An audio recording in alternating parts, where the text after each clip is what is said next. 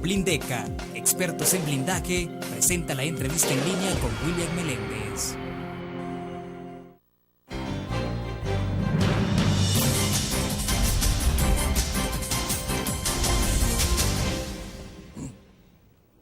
Gracias por acompañarnos en la entrevista en línea. Es viernes 14 de enero de 2011. Un saludo a los cibernautas que están con nosotros en el www.laprensagráfica.com, también a nuestros televidentes que nos acompañan en Canal 25 y 95 en cable a las 9 de la noche.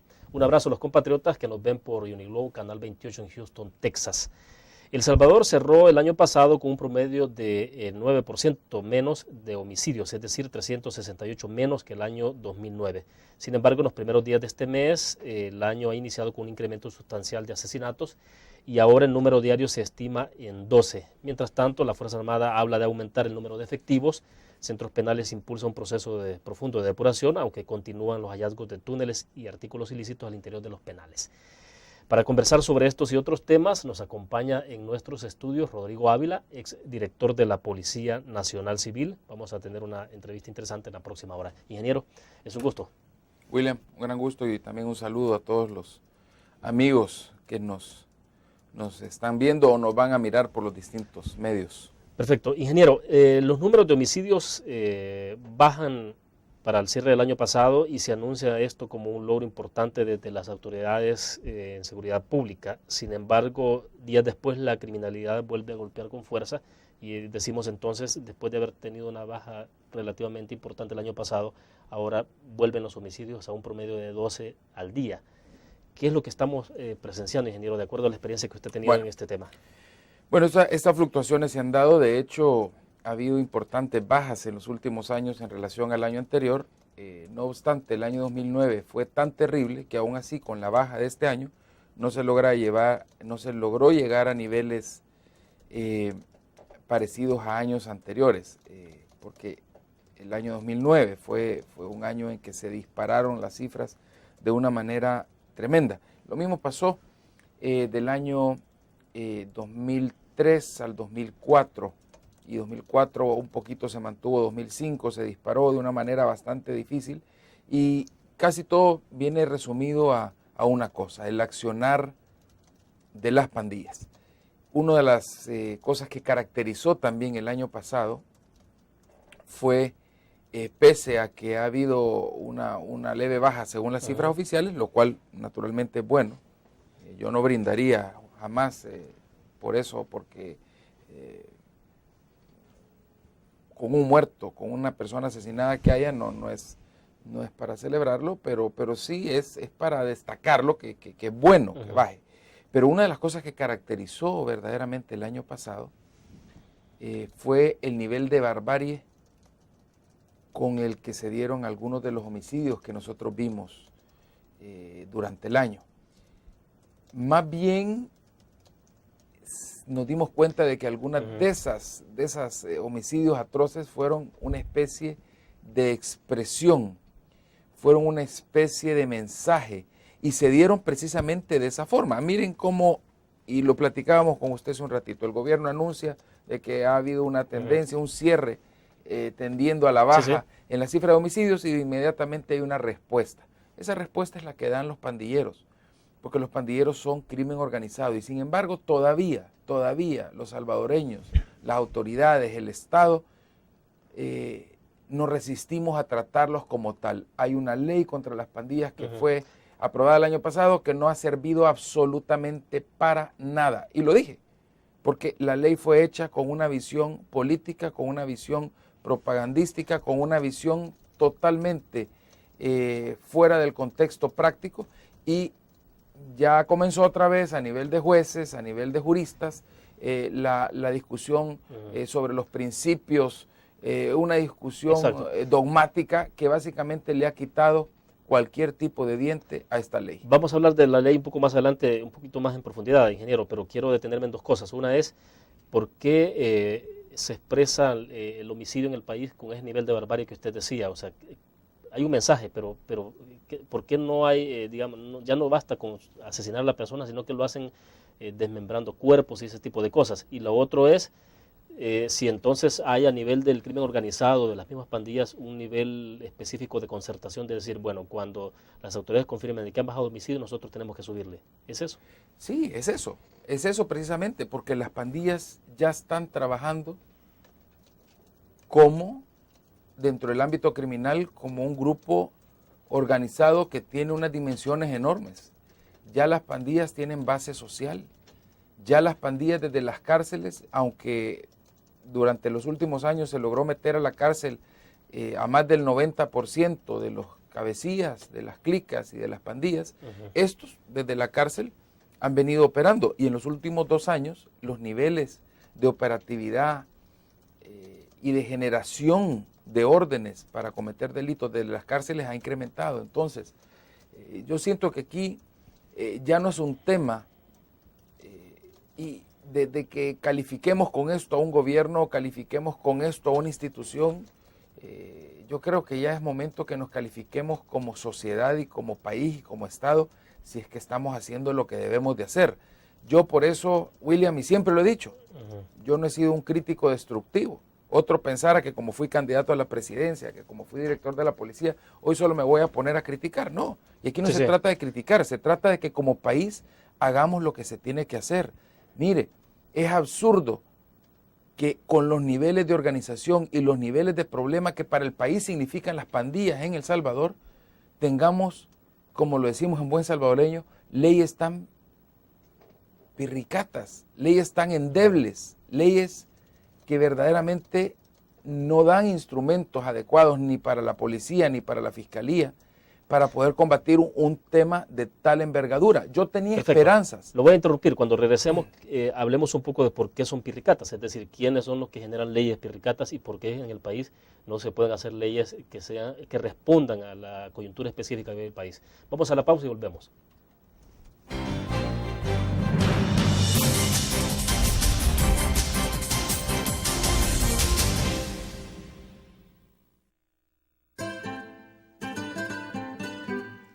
Exquisita comida, profesionalidad en el servicio y un ambiente agradable. Lo encuentra en Restaurante Mesón de Goya. Visítenos y saboree nuestra variedad de platillos. Le ofrecemos un amplio menú a la carta y atractivas promociones. Atendemos eventos sociales y empresariales. Para su comodidad, brindamos servicio de banquetes a domicilio. Restaurante Mesón de Goya. Todos los días salimos. Salimos a dar lo mejor de nosotros. Salimos a dejar el corazón en el trabajo. Cuando hay adversidad, salimos. Cuando no sale el sol, salimos. Así somos los salvadoreños. Ponemos el alma en todo lo que hacemos. Y esta vez también saldremos. Porque saliendo a trabajar es que se sale adelante.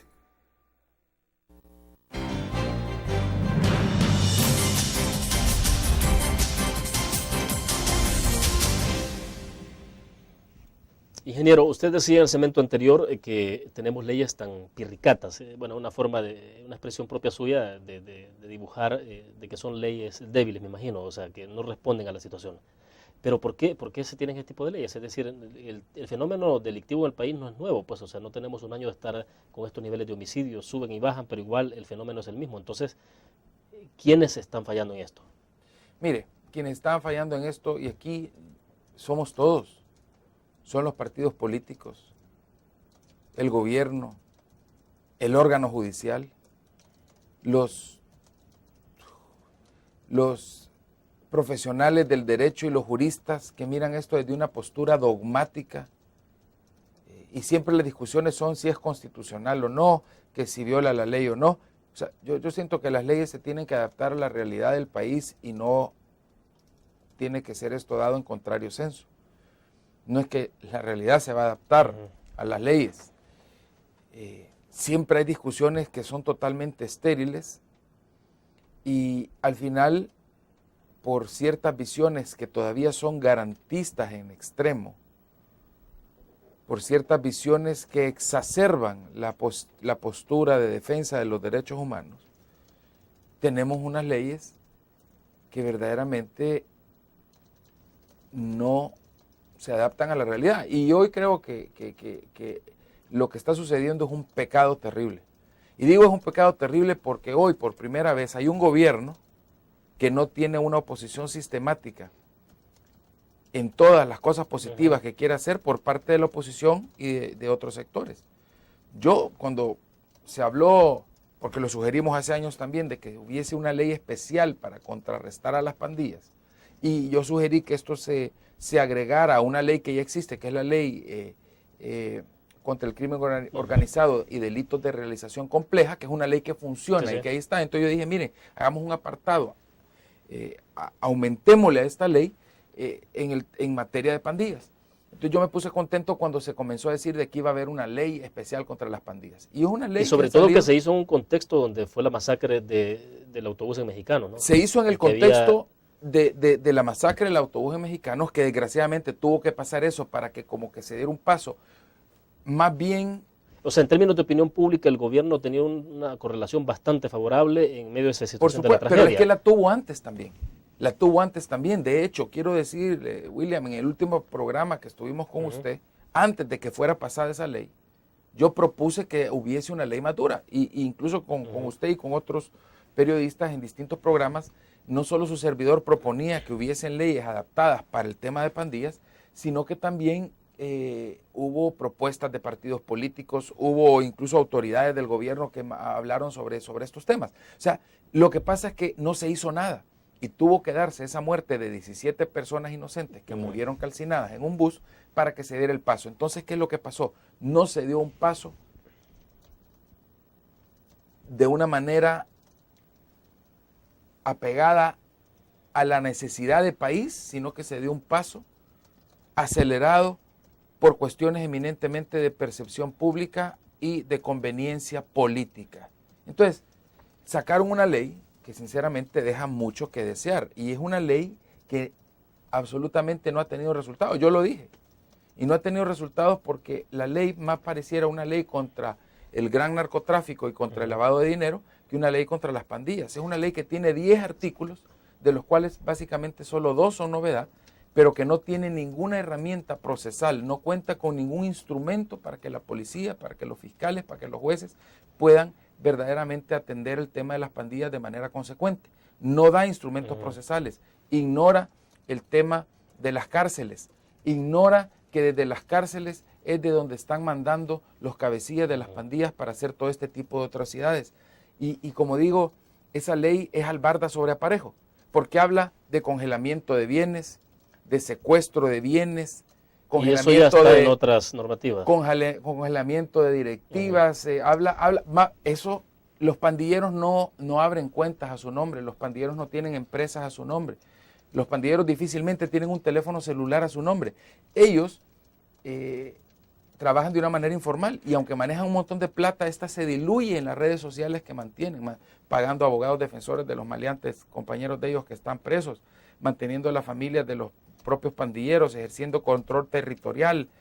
O sea, la pandilla funciona distinto al narcotráfico en el tema del manejo del dinero. Y esta ley simplemente y precisamente da unos instrumentos que ya están en otras leyes, ya están en la ley de lavado de activos, ya están en la ley contra el narcotráfico, ya están en algunas de las disposiciones que regula al sistema financiero y la superintendencia del sistema financiero, ya está en el mismo Código Penal.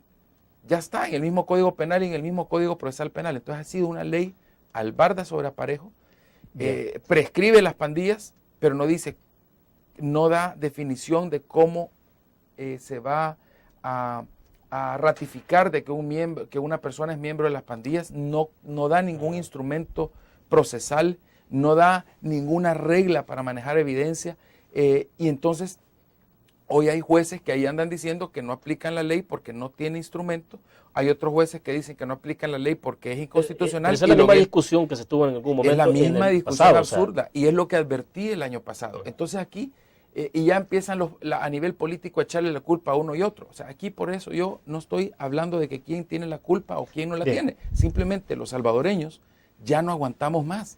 Y esto es un problema que ya está trascendiendo de ser de seguridad pública a ser de seguridad nacional. Bueno, hablemos de eso. ¿Qué significa cuando trasciende de seguridad nacional? Ese es un punto que me gustaría que usted lo desarrollara cuando regresemos, y también esto de la base social de las pandillas, ¿qué es? Vamos a la pausa.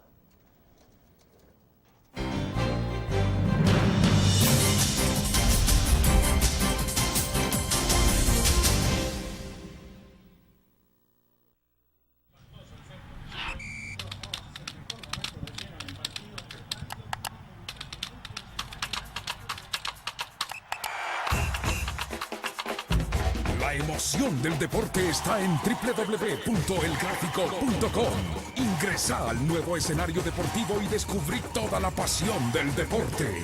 Fotos, videos, fichas y resultados de las mejores ligas del mundo. Elgráfico.com. Conectados por deporte. Learn. La revista más innovadora y moderna de todos los tiempos. Única en su estilo, creativa. Un espacio exclusivo y reservado de entretenimiento y diversión, llevada al máximo. Blur. Time Out, Movie, lo mejor de la cartelera. Art.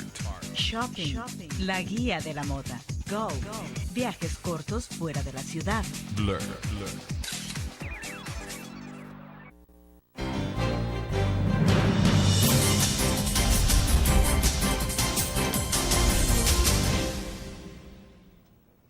Ingeniero Ávila, antes de que me explique un poco sobre el concepto esto de base social y luego lo de la trascendencia de las pandillas que está registrando, hay una situación que me interesa también reflexionar, y es que no se explica uno, por ejemplo, cuando ve condenas en Estados Unidos, en el caso específico, hace poco hay un tribunal que acaba de resolver que se ejecute a un salvadoreño porque asesinó a sus 2 hijos, luego se intentó suicidar, pero obviamente no lo logró, y está preso. Entonces, bueno, hay una orden de que lo ejecuten, o sea, será ejecutado. Sí, porque o sea, en ese estado en particular existe una aquí no hay legislación. aquí no hay pena de muerte, eso está claro, o sea, la ley no permite la pena de muerte, pero ¿cómo es que en Estados Unidos son drásticos cuando hay personas con esos perfiles que cometen ese tipo de crímenes, y aquí hay cosas peores y se sigue tratando con tanta flexibilidad? Porque aquí al final parece que lo que prevalece es que los que mandan en el país son aquellas personas que les gusta ir de viaje a los seminarios que pagan los organismos internacionales y que les gusta andar con la bandera de que defienden los derechos humanos,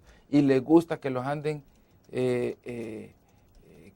chinchineando de los distintos organismos internacionales y de las distintas embajadas. Y como que ellos, para mantener ese perfil de pureza jurídica y pureza en cuanto a los principios jurídicos, esa es la gente que nos está haciendo un gran daño. Esa gente que se la lleva de saberlo todo y que piensa que la letra muerta que existe en un documento legal vale más que los sagrados intereses a la seguridad, a la tranquilidad, a la vida que tiene la familia salvadoreña.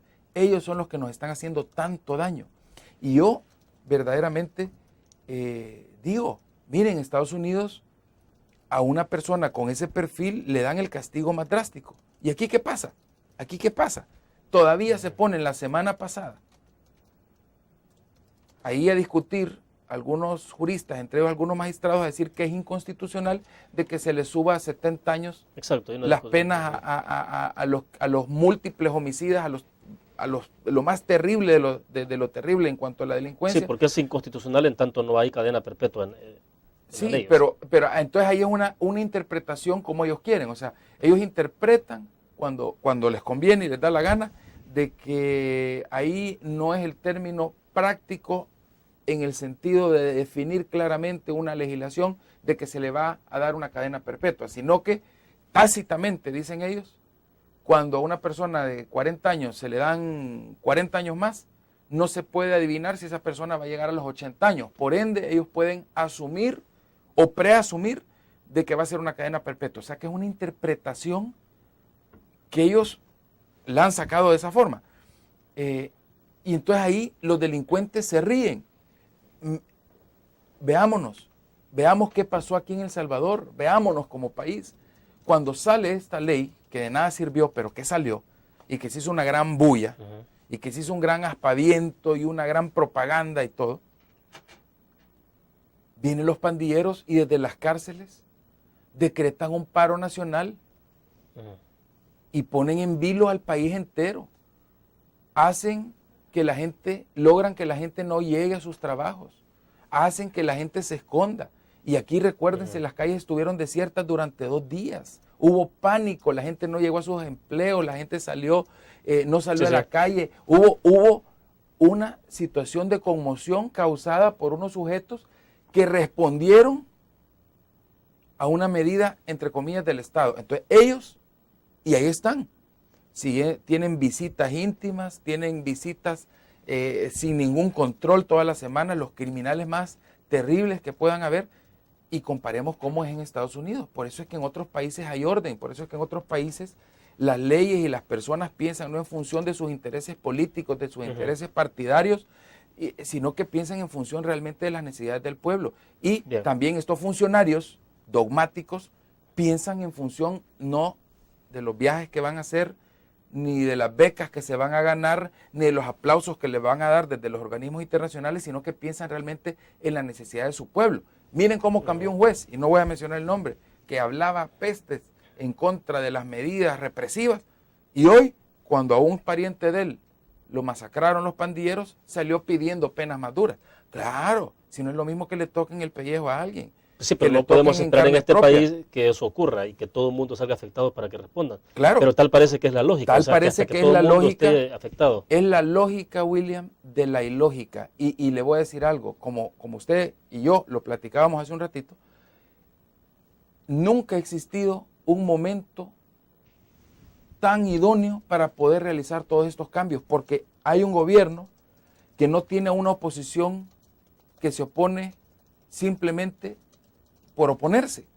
No hay los distintos sectores, los sectores productivos, los sectores profesionales, las gremiales, los partidos políticos, no se van a oponer a cualquier medida consecuente. Se incrementa Fuerza Armada para labores de seguridad pública y todo el mundo está de acuerdo. Todo el mundo estuvo de acuerdo y lo aplaudimos. ¿Qué pasó antes? ¿Qué pasó antes? Antes. Quisimos un Foseguridad, se opusieron. Quisimos jueces especiales, se opusieron. Quisimos préstamos para la educación y la salud, se opusieron. Quisimos préstamos para el desarrollo, se opusieron. Quisimos la Fuerza Armada para que apoyara más y se opusieron. Hoy nadie se opone a las cosas positivas que se quieren hacer. Entonces, nunca se ha dado una situación con un momento tan idóneo para poder hacer todo este tipo de cosas. Pero entonces, ¿por qué no se está respondiendo como se debe? Si tienen una correlación, digamos, si el Ejecutivo tiene una correlación tan importante, tan idónea como usted dice, ¿por qué no responden entonces? Primero porque yo creo porque hay poca experiencia, no se ha adquirido todavía la capacidad de gestión adecuada. Pues, bueno, eso tampoco se aprende de la noche a la mañana, pero como yo digo, esto es un tema que si bien podemos detectar nosotros algunas situaciones que emanan o se originan en esa capacidad de gestión del gobierno, no todo se lo podemos echar al gobierno tampoco.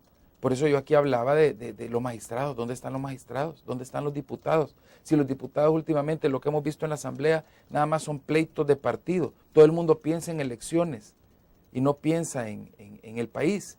Y yo puedo hablar claramente dando el ejemplo en eso. Terminaron las elecciones y yo no me dediqué a criticar al presidente, habiendo sido candidato a la presidencia.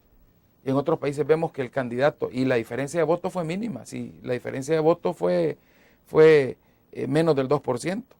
Y en otros países el candidato que no gana, que con un margen tan bajo, se dedica a hacerle la vida imposible al otro. No, eso para mí no está en mi cabeza, porque uno tiene que ser constructivo y decir cosas por el bien del país. Y de la misma forma, está actuando un montón de sectores que están dándole el voto el beneficio de la duda y en algunos casos el voto de confianza al gobierno para que haga cosas positivas.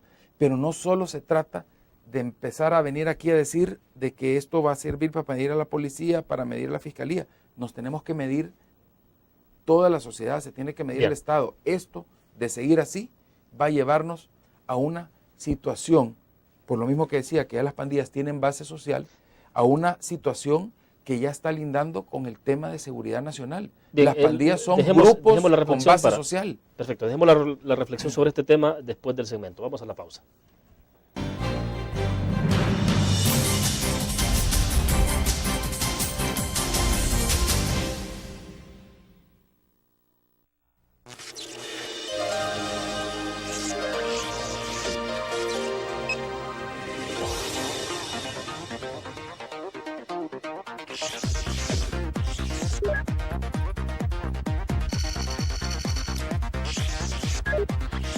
Estimulamos tus sentidos para que leas, veas, escuches e interactúes con la verdad. LPG Multimedia.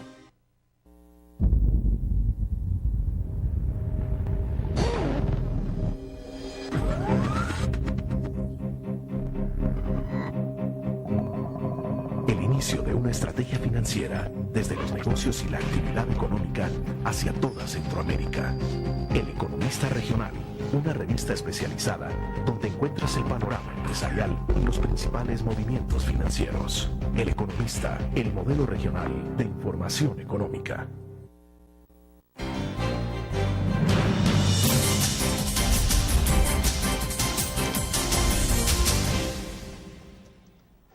Bueno, ingeniero, explíquenos entonces este concepto que usted dice de, debo entender que es un poco cuando usted dice, hay lo que hay también entre las pandillas, ya hay arraigo social, a eso se refiere usted cuando dice base social. ¿Qué es esto y qué significa en términos del desafío que se impone para la seguridad pública? Pues porque hemos escuchado ese concepto también en el caso del narcotráfico, ¿no? En Colombia, con Pablo Escobar, que logró ese nivel de arraigo social con ciertos segmentos donde ellos vivían, ¿no? Entonces, ¿qué pasa con la diferencia? Y fíjese que es más peligroso, y voy a explicar la diferencia entre el arraigo social que degeneró el narcotráfico, por ejemplo en Colombia, y el arraigo social que generan las pandillas. ¿Cuál es la diferencia básica? El arraigo social o la base social, por así decirlo, que generó Pablo Escobar en Colombia fue una base social que dependía de un mecanismo asistencialista. Él venía y le regalaba cosas, le daba cosas, patrocinaba económicamente a las comunidades. Pagaba el entierro de la abuelita, construía la cancha, en Navidad le mandaba canasta familiar y le mandaba el chompipe a todas las familias. Entonces creaba una base social a base de un mecanismo asistencialista. Obviamente, algunos lo consideraban un Robin Hood por eso. ¿Cuál es la diferencia con el arraigo social que generan las pandillas? Que no es un arraigo o no es una base social que se genera en virtud de una asistencia o de una ayuda económica que da a alguien, sino que es un arraigo social que se basa o se forma en virtud de costumbres que se adquieren como grupo social.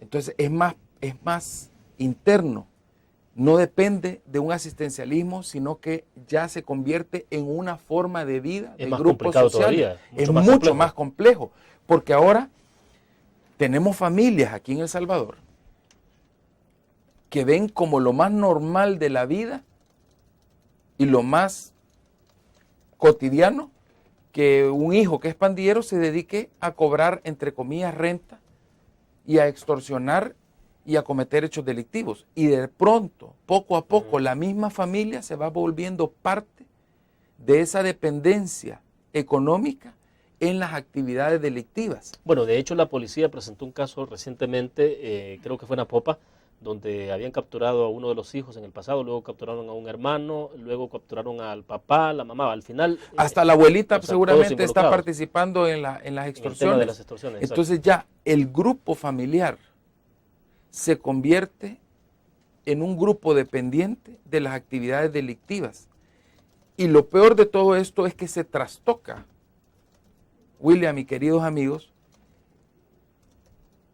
se trastocan los parámetros para distinguir entre el bien y el mal, entre lo correcto y lo incorrecto. Y ya se vuelve como algo culturalmente aceptado el pertenecer a las pandillas. Es como, por ejemplo, si usted me dice que era incorrecto para los antiguos aztecas realizar sacrificios humanos, claro que no, era lo más normal hacer sacrificios humanos y sacarle el corazón a alguien en una pirámide. Eso era lo más normal.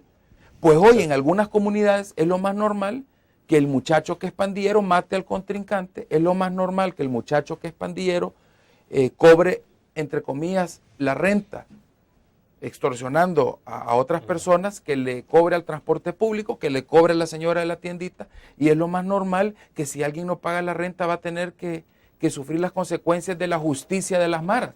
Y la gente, los familiares, el grupo, el entorno inmediato de las pandillas comienza a depender económicamente de las actividades que estos pandilleros realizan. Llámese también tráfico de drogas, llámese también robo de vehículos, llámese también asaltos, etcétera, etcétera. ¿Y todo esto lleva a la trascendencia de la que usted hablaba? Lleva a la trascendencia, de porque entonces ya hay una base social, un grupo social, ya hay territorios dominados por los pandilleros donde los niños no tienen más opción. Los niños que van creciendo no tienen más opción que meterse a una pandilla, porque si no, están en contra de la pandilla, que es la que domina el barrio, la que domina la comunidad y la que ejerce una cohesión social. Entonces, poco a poco, las pandillas se van haciendo más grandes y eso es lo que está sucediendo en el país. Aquí no se trata de un tema de prevención de conductas. Miren, en San Miguel aquí han venido miles de nicaragüenses a trabajar en distintos trabajos, no solamente en el área agrícola, porque hay un montón de muchachos que están metidos en pandillas que simplemente no les interesa estudiar y trabajar, simplemente es mucho más fácil vivir de las extorsiones. Entonces, no se puede únicamente a través de esos mecanismos tradicionales de prevención, de conductas, de oportunidad, de oferta de oportunidades, sacar a estos jóvenes de ese mal camino, porque es mucho más complejo el asunto. Se necesitan políticas verdaderamente fuertes de Estado, se necesitan, esta es una batalla entre el bien y el mal, y aquí es donde nosotros necesitamos hacer cosas extraordinarias, y este gobierno tiene la oportunidad de hacerlo porque los que estamos fuera del gobierno no nos vamos a oponer, sino que los vamos a apoyar en las cosas que se necesiten hacer. Si hay que pelearse con un par de estos gritones dogmáticos, pues hay que hacerlo. Pero este tema es un proceso simbiótico, es un proceso de simbiosis criminal. Y entonces el tema está complicándose de tal forma que aquí en unos años va a haber una guerra, pero ya no va a ser una guerra entre, digamos, grupos antagónicos divididos por una visión política o ideológica, sino que aquí va a haber una guerra entre la delincuencia y el crimen que va a ser representada por las pandillas y los grupos sociales que los apoyan y que son parte de ellos, y la sociedad en general que quede. Mire, hay lugares... Es un presagio lamentable. Es un presagio terrible. Bueno, es un presagio terrible. Interrumpo y volvemos con el tema. Ya vamos a la pausa.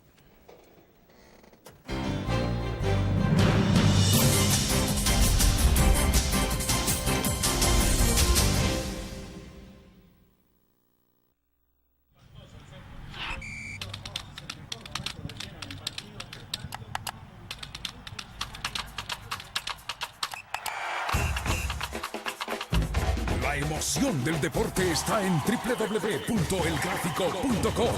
Ingresa al nuevo escenario deportivo y descubrí toda la pasión del deporte. Fotos, videos, fichas y resultados de las mejores ligas del mundo. Elgráfico.com. Conectados por deporte. Learn. La revista más innovadora y moderna de todos los tiempos. Única en su estilo, creativa. Un espacio exclusivo y reservado de entretenimiento y diversión, llevada al máximo. Blur. Time Out, Movie, lo mejor de la cartelera. Art. Shopping, la guía de la moda. Go, viajes cortos fuera de la ciudad. Blur.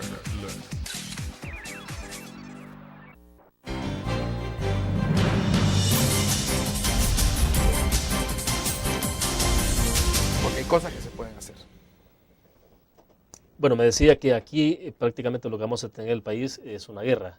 Y le decía yo, bueno, es una situación lamentable. Tristemente, iba a ser una guerra entre las pandillas y la sociedad, va a ser una guerra entre el crimen organizado y todos los buenos ciudadanos, indistintamente. Como digo, aquí no existe el tema de político o ideológico ni religioso. Aquí es un tema de personas que piensan que el tema de las pandillas y el delito es algo normal, y la gente que ya está harta de ser víctima de todo esto. Pero ¿por qué está pasando esto en frente de las narices de todo el mundo? Es decir, y como alguna vez hemos dicho, por ejemplo, 92, 93, 94, los jóvenes en pandillas, jóvenes estudiantes, se agarraban con los hinchos y se advertía de que iban a mutarse, mutan, se convierten en pandillas, las pandillas mutan después hacia el tema del narcotráfico. Una incipiencia en el año 97, pero se les dio durísimo, Vaya, con la consecuencia de que nos acusaron. Yo incluso era director de la policía y nos acusaron de violadores de los derechos humanos y tal, pero para el año 99 el tema de las pandillas no era un tema, es más, se logró suprimir. Porque el tema de las pandillas, recuerde que comienza en los Estados Unidos, en California precisamente, a finales de los 80, con la famosa 18, el de 18th Street Gang y la famosa mafia mexicana. Pero aquí, ¿qué es lo que pasa? Que bueno, pero esto lo que quería decirle era que hay mutaciones que se han venido registrando en el tema de las pandillas juveniles, luego las pandillas per se, y ahora lo que estamos registrando. Y usted dice, bueno, la advertencia de lo que viene en el futuro, que es una situación bastante caótica, pero el punto es que lo que se ha advertido en el pasado ha ocurrido. Entonces, claro, tal y parece ahora que lo más peligroso es que ocurrir. usted mire lo que pasa en México. Las narcomafias, los grupos de sicarios, que ahora son básicamente grupos que se pueden dar el lujo de enfrentarse casi que convencionalmente al ejército mexicano y a las autoridades federales, están reclutando más sicarios, están reclutando a nivel de fuerza y de dinero más colaboradores. Esta gente ya viene para el sur. En Guatemala ya tienen una base criminal grande y están reclutando pandilleros. En Honduras ya se está haciendo también. Entonces, eventualmente estos grupos del narcotráfico, estos grupos del crimen organizado van a ver en los pandilleros sus aliados naturales. ¿Y qué ha pasado en El Salvador? Fíjese, hace 15 años los principales narcotraficantes a nivel del menudeo de droga en las calles de San Salvador no eran pandilleros, eran personas que un par de años después de eso comenzaron a ser extorsionados o comenzaron a pagar un impuesto, digamos, a las pandillas, y hoy el monopolio de la distribución de droga en las calles, el narcomenudeo, lo han monopolizado los pandilleros. ¿Qué pasó con las bandas de robo de vehículos? Antes los que se robaban los vehículos eran las bandas estas que traficaban a nivel de Centroamérica, hoy son los pandilleros. Son los pandilleros que ya sea controlan ellos el robo de vehículos o simplemente ellos hacen el encargo a los traficantes de vehículos robados. Entonces poco a poco van mutando y ellos van de alguna manera monopolizando también algunas conductas delictivas y eso los hace más peligrosos todavía.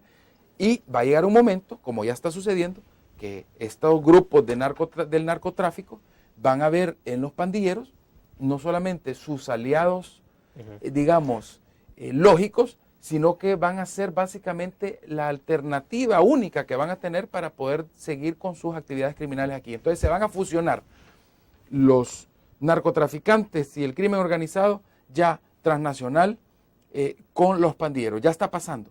Y para sumarle a todo eso, ya en los barrios, los niños pequeños, y hay barrios aquí ya, y colonias, y en lugares aquí, donde los niños pequeños de 10, 11 años ya no aspiran a estudiar, ya no aspiran, sino que aspiran a ser pandilleros. Y básicamente la presión social que tienen encima sus familiares es tal que esos niños cuando salen a la calle, salen a jugar de que van a ser pandilleros. Y ya todos los jovencitos, adolescentes, básicamente han sido reclutados por la pandilla. Entonces hay una dominación territorial. Y eso es el gran peligro que yo veo a futuro.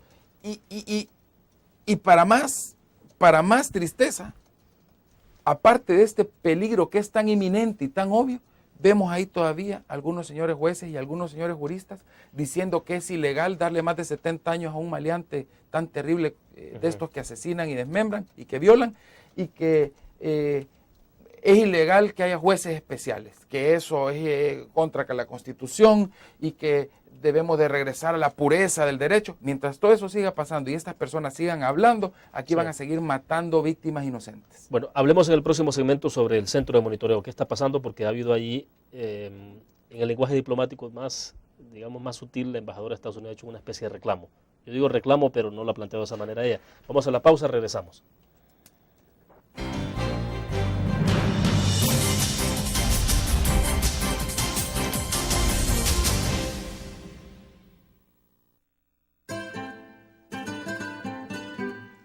Exquisita comida, profesionalidad en el servicio y un ambiente agradable.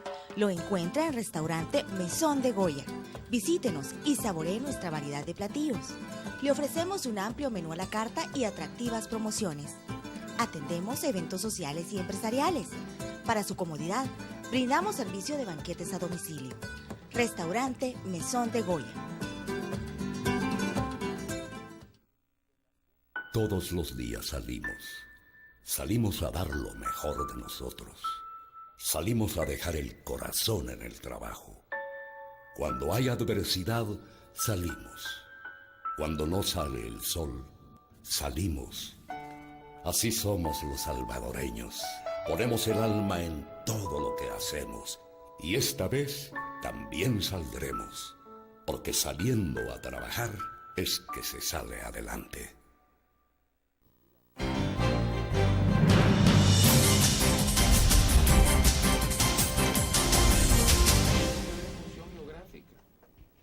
Dos cosas, porque el tiempo nos está avanzando, ingeniero. Le preguntaba sobre el centro de monitoreo, sobre todo porque la embajadora de Estados Unidos ha dicho esta semana, le ha dicho al fiscal general de la República que bueno, que procedan a la firma del convenio que tiene que ver con el centro de monitoreo, siendo que Estados Unidos va a dar dinero en efectivo para contribuir a este centro de monitoreo, pero eso está entrampado, pues no hay centro de monitoreo todavía. Esa es una cosa, y la otra es que quiero que hablemos sobre los cambios que se están planteando al interior de la Policía Nacional Civil. Vamos con el primer caso del centro de monitoreo. Bueno, yo creo que aquí tenemos que volver a lo mismo. Aquí ese tema fue un tema altamente politizado. Nunca se quiso apoyar el tema de las escuchas telefónicas para combatir el crimen organizado hasta que este gobierno fue gobierno y que la oposición no se opuso. Y no se opuso porque no había que oponerse, porque es positivo que el país tenga, y el país debe de contar con un instrumento para poder combatir el crimen organizado tal cual es, el poder escuchar las conversaciones de los delincuentes, de los criminales organizados, y utilizar esto como prueba en virtud o a través de una orden judicial. Creo que ahí el problema ha sido eminentemente que la discusión también ha sido muy política y no ha habido una profundización técnica en el tema. Los diputados han ignorado también la complejidad hoy con las nuevas tecnologías, sobre todo digitales, de fibra óptica, y que las empresas de telecomunicaciones usan diversas tecnologías. Se ha ignorado la parte técnica de todo esto. Por otro lado, creo que ha habido también, pese que yo al único que he visto hablando últimamente de estos temas es al fiscal general, pero creo que también ha habido como que un pleito y que como que hay un interés de que esto lo manejara la policía, entonces una discusión política que creo que ha entrapado esto. Creo que hace falta profundizar en los aspectos técnicos, y se lo dice alguien que conoce cómo funcionan las intervenciones telefónicas en otros países, porque precisamente incluso lo estudiamos. En los Estados Unidos vimos cómo funcionan, vimos cómo funcionan en España, en Francia, en Canadá, e incluso en Costa Rica, países centroamericanos que ya cuentan con este instrumento y que lo hacen de una manera bastante buena. Ahora, sobre la otra pregunta de la policía, yo siempre he insistido que El Salvador es un país territorialmente muy pequeño, o sea, tenemos 21,000 kilómetros cuadrados y no hay ningún punto del país al cual usted no puede accesar en menos de 2 horas y media desde la capital, 3 horas máximo, por muy refundido que esté. Ya es un país que cuenta con buenos sistemas de comunicación. Tenemos tecnología de punta en la comunicación radial, celular, informática. Sí, exacto. Entonces, es importante que se cuente para poder combatir las formas especiales de crimen que estamos viendo, unidades especiales, que si no se pueden descentralizar por temas de recursos, igual bien pueden funcionar de manera centralizada. Y yo he visto que las unidades centrales han sido las más exitosas. Llámese unidades contra crimen organizado, llámese unidades contra robo de vehículos, llámese unidades contra extorsiones, llámese unidades especiales contra narcotráfico, lavado de dinero. O sea, en nuestro país es tan pequeñito que no tenemos que estar pensando en una descentralización total de los servicios. Lo que hay que descentralizar es lo que tiene que ver con el día con día de trato y de servicio a las comunidades, que es la parte de seguridad pública, que es la parte de policía preventiva.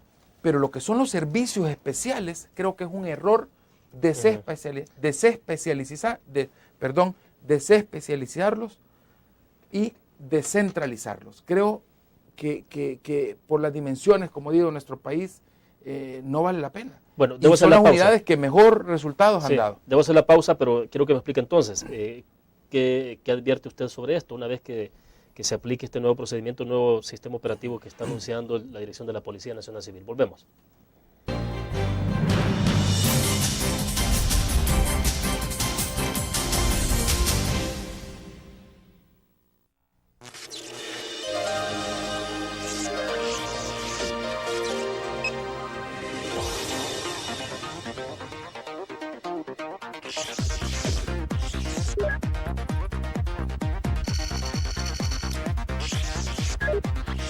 Estimulamos tus sentidos para que leas, veas, escuches e interactúes con la verdad.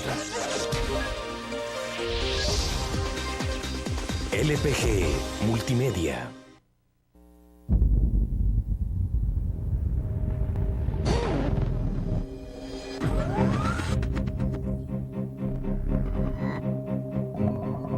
El inicio de una estrategia financiera desde los negocios y la actividad económica hacia toda Centroamérica. El Economista Regional, una revista especializada donde encuentras el panorama empresarial y los principales movimientos financieros. El Economista, el modelo regional de información económica.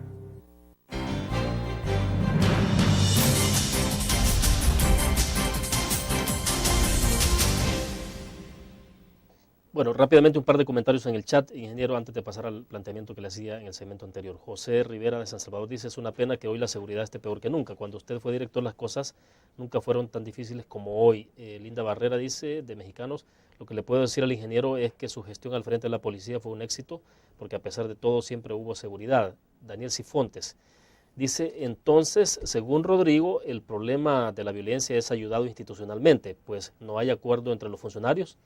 Deja planteada la interrogante. Ok, yo lo que le digo a Daniel es que este es un tema donde, si bien es cierto, puede existir una responsabilidad de una u otra institución, es un problema mucho más grande, es un problema mucho más amplio.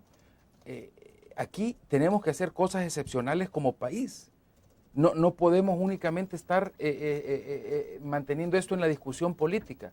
Para mí lo más fácil sería ahorita echarle la culpa al gobierno, pero no, este es un tema que si sigue como va, y hoy que se ha puesto peor, nos va a envolver, y esta crisis, como platicábamos, se va a convertir poco a poco en una crisis que ya trasciende de la seguridad pública a la seguridad nacional. O sea, ya esa simbiosis de las pandillas está haciéndolos cada vez más fuertes y cada vez más capaces de poner en vilo a todo un país. Ya lo hicieron el año pasado. Y eso es algo que para mí fue extraordinariamente negativo. El hecho de ese paro, que pararon el país 2 días. O sea, entonces, ¿qué podemos esperar? Entonces aquí estamos los buenos, tenemos que estar aquí los buenos contra los malos. Y bueno, tenemos pero no hay unidad, y tenemos que dejar a un lado las ideologías políticas, los intereses partidarios, los intereses sectoriales y también los dogmatismos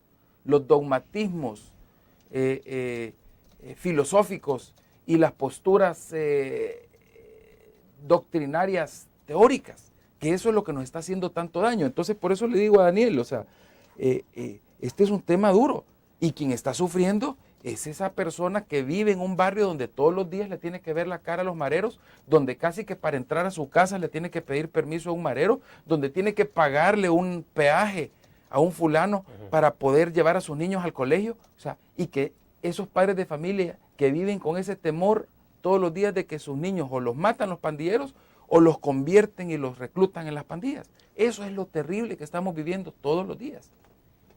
Ahora, quiero volver sobre el tema de las escuchas, de todas esas acciones que son importantes y que no se están haciendo, y ahora con lo que tiene que ver con los cambios operativos al interior de la Policía Nacional Civil. Entonces, usted en los cambios operativos no augura buenos resultados, ingeniero. Yo no conozco, porque he visto distintas distintas, digamos, argumentaciones en los medios de comunicación. El otro día en un medio de comunicación escrito leía de que se estaba pensando centralizar otros nuevos servicios y nada menos hace un par de semanas leí aquí en la prensa gráfica de que querían otra vez, descentralizar totalmente a nivel de municipio los servicios de investigación. Entonces, yo lo que creo es que tiene que haber una combinación de dos cosas, pero las unidades especiales son las que mejor resultado han dado. Y el país, como decía y repito e insisto, es tan chiquito, es tan pequeño El Salvador, que no necesitamos de tener las unidades especializadas de una forma descentralizada. Si desde aquí, por ejemplo, de San Salvador fácil atienden San Marcos, desde San Salvador pueden atender a Popa y pueden atender la Nueva Concepción en Chalatenango, desde San Miguel pueden atender La Unión, desde Santana pueden atender a Huachapán. El Salvador es chiquito, no necesitamos una descentralización total, porque lo que produce eso es una atomización y se pierde la especialidad, se pierde un factor que es importante, que es también la compartimentación en la parte de las investigaciones y sobre todo, y lo más importante, es que esas unidades centrales son las que onza por onza han dado mejores resultados en la labor policial. Y eso se lo digo yo con la experiencia de 10 años y que he probado cuando fui director ambos sistemas. Bueno, vamos a hacer una nueva pausa y regresamos con más.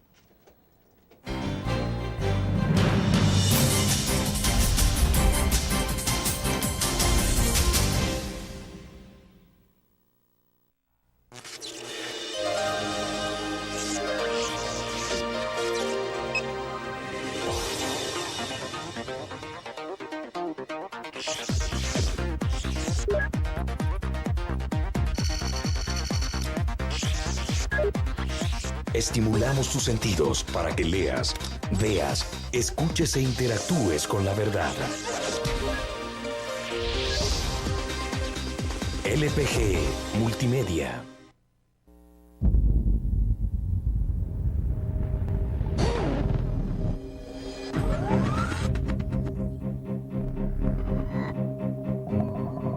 El inicio de una estrategia financiera desde los negocios y la actividad económica hacia toda Centroamérica.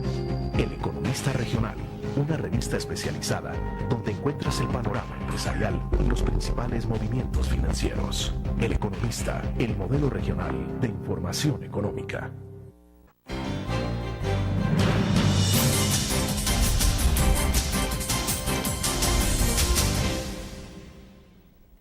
Bueno, estamos al cierre de la entrevista en línea, ingeniero, entonces, pero hay un problema entonces de unidad en el país. Es imposible que en este país se pueda tener unidad sobre al menos un tema, y como puede ser el tema de seguridad pública, en donde todos los sectores y los actores sociales se pongan de acuerdo, el sector justicia, usted decía, el sector empresarial, los políticos, partidos, sí, todo el mundo. todos nos podemos poner de acuerdo. Yo, por pero ejemplo, no hay eso. O sea, cuando la policía hace una labor positiva y últimamente hemos visto capturas, yo siento que se está trabajando.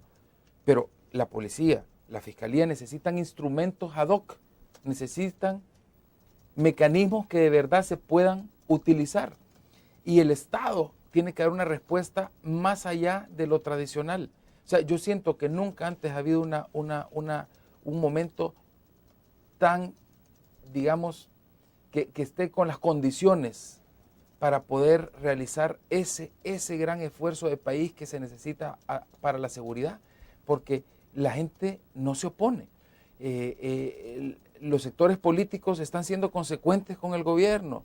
Entonces, yo siento que esto es una cosa de visión y de capacidad, pero lo malo es que a medida pase el tiempo, vamos a ver una cosa tremenda y seria si esto sigue así. Yo no quisiera vaticinarlo, pero aquí básicamente, así como lo veo a futuro, ya vamos a ver a los pandilleros financiando candidatos. Y ya vimos en estas elecciones pasadas en todos los partidos que gente de las pandillas se logró meter a las listas de concejales para los municipios. Vimos cómo hubo presión hacia los gremios. Vimos cómo pararon un país. el narcotráfico directamente ya lo ha hecho aquí en el país. Y el narcotráfico se va a aliar con las pandillas. Ya entraron al estamento político a través de los diputados que han sido narcotraficantes o que han sido vinculados con ellos, Y hoy los pandilleros están avanzando también en esto. Y yo le voy a decir algo, no hay que menospreciarlos. A veces uno los mira ahí, pues mira ese bicho todo seco, dice ahí, mire todo. Ahí con un par de tatuajes, descamisado, pelón. Ahí. Pero ese muchachito maneja una estructura criminal que mata, que viola y que puede movilizarse a lo largo y ancho del país en cuestión de horas con una estructura criminal y que tiene conexiones con estructuras en otros países.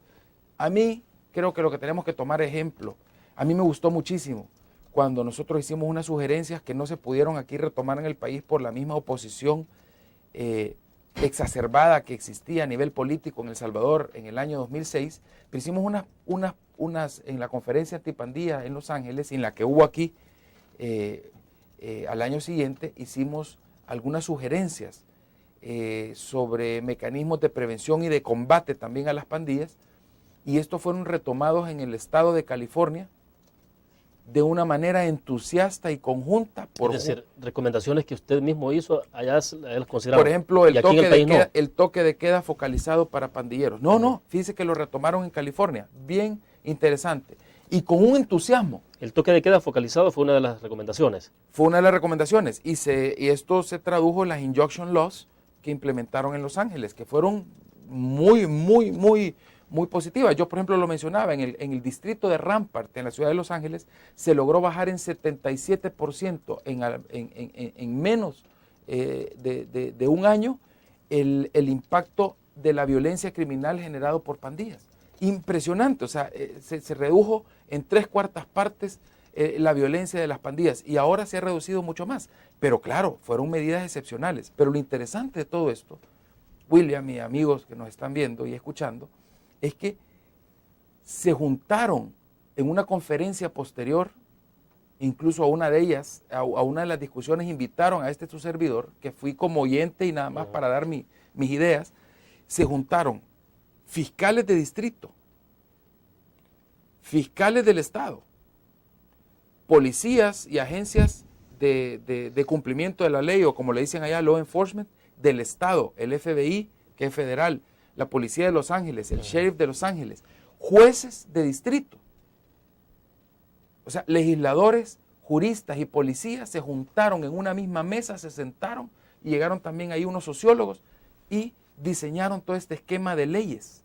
Claro, con presupuestos más altos, lo que usted quiera, pero al final con algo que vale más que todo, que es la voluntad y esa disposición a trabajar en equipo como miembros y representantes de distintas instituciones por el bien, en aquel caso, del Estado de California y de Los Ángeles, y aquí lo podemos hacer por el bien del país.